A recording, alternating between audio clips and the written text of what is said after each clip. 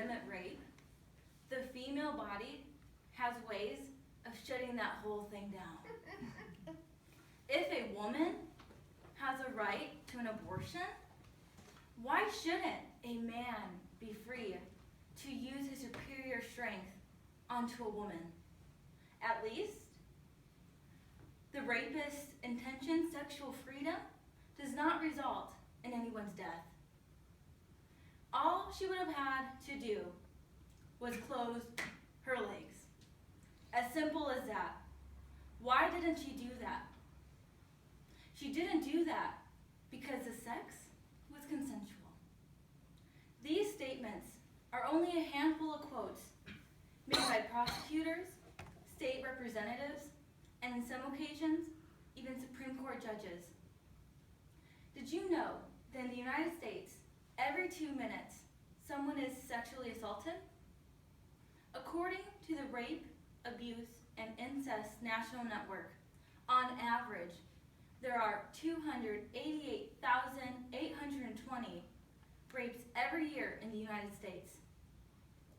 Now, before I continue on with this presentation, it's very important to understand 3 key terms.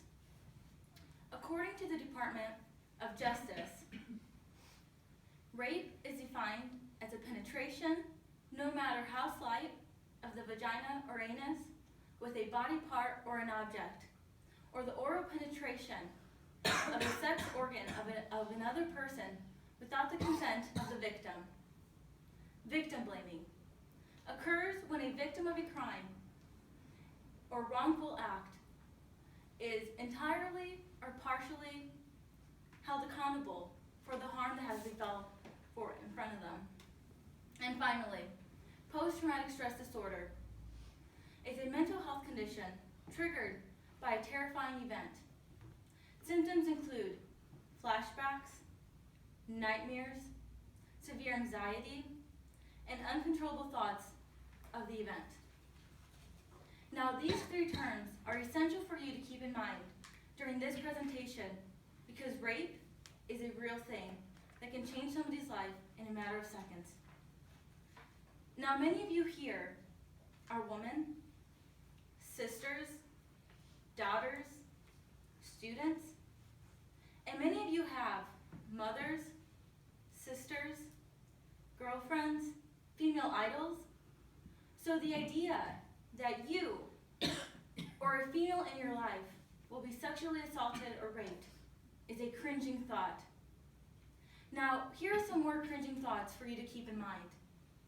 According to the Rape, Abuse, and Incest National Network, college women between the ages of 18 and 24 are 3 times more likely to get raped or sexually assaulted. 1 out of 5 girls will be raped during her college experience. And among those girls, 9 out of 10 know their rapists. Unfortunately, only 1 out of 6 will receive assistance from a victim agency service. And only 20% will report this to law enforcement, while 97% of rapists will never be incarcerated. And the chances of your whole thing shutting down is 0 in 3.2 billion. For a fact, my body did not shut down. This past summer, I was raped. Not by a stranger in the streets, in an alley, but by someone I knew, someone I trusted, and someone I considered a friend.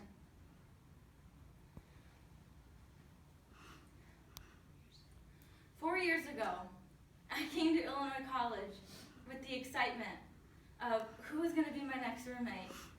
Were my professors going to like me? Was I going to receive a bid? Never in my craziest dreams did I imagine having to worry about PTSD, taking antidepressant pills, anxiety pills, waking up, because flashbacks of that night occurred. The night that my life was taken away from me. That night, my no meant nothing to a guy who wanted to feel power. My no was disregarded because his need to feel dominant was more important than my right to my body. I was dehumanized. I was sodomized. After that night, I bled and bled and bled. I remember going home feeling disgusting, worthless. I hated myself. I replayed and replayed and replayed that night to think of where I went wrong. These past 6 months, I have lived in fear. Fear of my school, fear of my town, and even of myself. I lock myself in my room to avoid questions. I wake up almost every night with a sweaty body and tears rolling down my eyes. The nights that I wake up shaking and crying, I pray to God to just end the pain and take me away, because I can't live the rest of my life waking up like this. Having to leave class because my anxiety kicks in, having to lock myself in my house because the post-traumatic stress of that night still occurs. I can still feel every breath and every aching bone that I felt that night.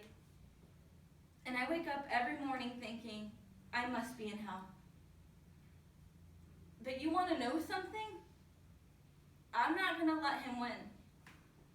Because I believe in myself. I believe that one day I will find happiness in this world again.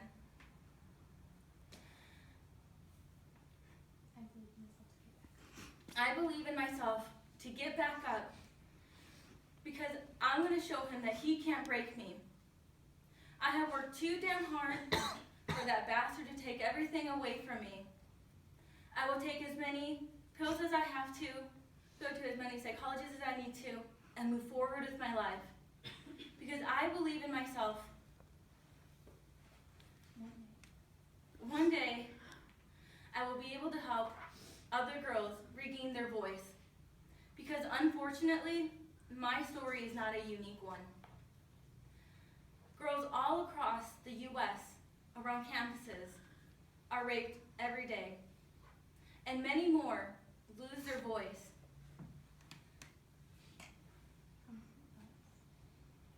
Because constant thoughts of, will they believe me? Was it my fault? What will his friends think? The fear and the stigma that goes along with it makes people lose their voice. Today, I stand in front of you guys because I believe in myself enough to speak up for myself and for anyone who's ever been raped. Because you are not alone.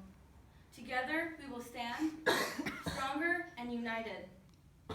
That night, my rapist killed the fun, loving, charismatic girl that I once was. But he hasn't realized that he has fucking awakened a fierce beast that can't be stopped. At this moment, I would like you guys to turn around at the girls in the back who represent girls who have been sexually assaulted during the length of my presentation. Thank you.